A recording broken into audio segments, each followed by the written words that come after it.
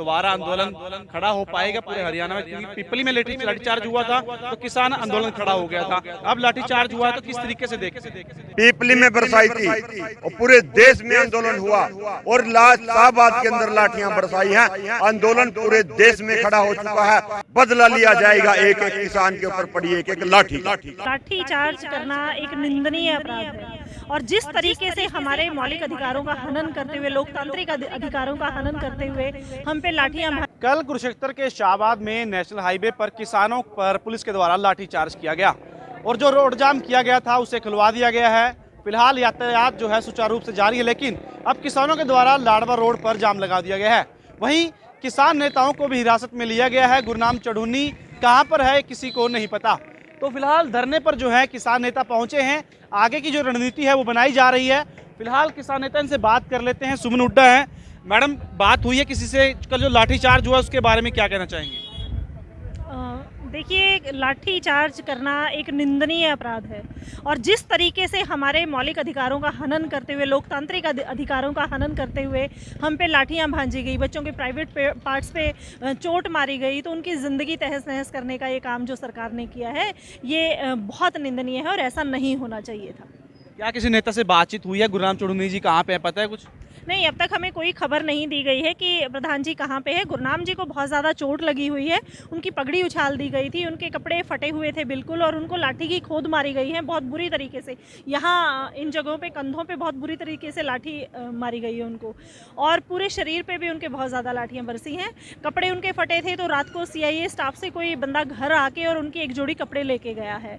तो अभी हमें ये नहीं पता है कि वो कहाँ है, पर ये सुनने में आया है कि उनको कोर्ट में जज के सामने पेश किया जाएगा। जैसे अभी इकट्ठा हुए हैं, यहाँ जाम लगाया है, क्या रणनीति बनाई गई है? आगे किस तरीके से काम करेंगे? आगे की रणनीति यही है कि हम पूरे देश के किसान और मजदूर संगठनों से अपील करते हैं कि यहाँ आए और इस धरने में अपना सहयोग दें और आगे की रणनीति बनाने में मदद करें। जैसे मैम, सारे अलग अलग जिलों में अलग अलग टुकड़ियों के साथ यूनियनें अलग अलग प्रदर्शन कर रही हैं, तो क्या मांग नहीं है समय की कि इकट्ठे होकर एक मंच पर आके लड़ाई लड़े? मुद्दों की लड़ाई एक होकर ही लड़ी जाती है। मुद्दा ये सिर्फ इस एरिया का मुद्दा है सूरजमुखी, तो दूसरे एरिया में कहीं बाजरे का मुद्दा है, कहीं जीरी का मुद्दा है, कहीं गेहूं का मुद्दा है, कहीं आप देखेंगे गन्ने का मुद्दा है। मुद्दे हर जगह उठते रहते हैं, पर किसान तो वही हैं।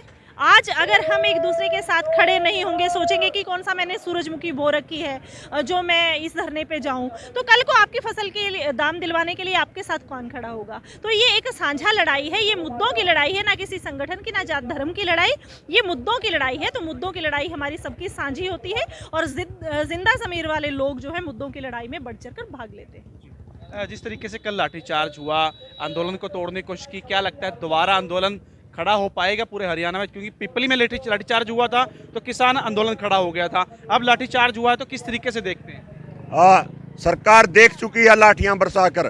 पीपली में बरसाई थी और पूरे देश में आंदोलन हुआ और शाहबाद के अंदर लाठियां बरसाई हैं। आंदोलन पूरे देश में खड़ा हो चुका है।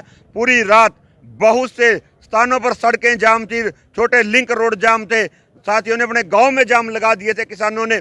और अब भी बहुत से जगहों पर जाम है, बहुत से टोल फ्री कर दिए गए हैं किसानों के द्वारा और अब फिर दोबारा किसान धरना स्थल पर इकट्ठे हो गए हैं। यहाँ से अगली घोषणा की जाएगी, बदला लिया जाएगा एक एक किसान के ऊपर पड़ी एक एक लाठी का। अभी क्या तैयारी की है, मीटिंग की आप लोगों ने, क्या फैसला हुआ है? अभी प्रशासनिक अधिकारी बीच में आए थे, उन्होंने पूछा था, हमने कहा हमारी सबसे पहले यह मांग है कि हमारे जो नेता हिरासत में लिए हुए हैं उनको छोड़ा जाए, उनको हमारे बीच में ले आया जाए। अगली बात हम बाद में करेंगे। अभी कुछ और बड़े नेता यहाँ पर पहुँचेंगे, हम उसके बाद फैसला लेंगे और हम साफ साफ चेतावनी देना चाहते हैं कि हम दोबारा फिर GT रोड पे जाएंगे। GT रोड पर जाने की बात हो रही है दोबारा, क्या लगता है सरकार से अब लड़ाई आर पार की होगी? क्या मांग मान ली जाएगी? लड़ाई आर पार की होगी। अब सरकार माने ना माने, हमने तो मरने के लिए तैयार हैं, क्योंकि कल सरकार ने इतना बुरा हाल किसान के साथ किया। डंडा मारना और चीज़ है, उन्होंने जो बच्चे थे उनके किसी गुप्तांगों में खोदें मारी, किसी को सिर में खोद मारी, किसी को कोई मारी। डंडा मार ले, हमें कोई दिक्कत नहीं है, जो सरकार प्रशासन की ड्यूटी होती है, पर उन्होंने तो कल पूरी बर्बरता दिखाई और इतने बुरे हाल से किसान को मारा।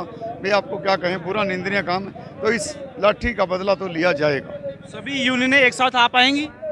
देखो, सब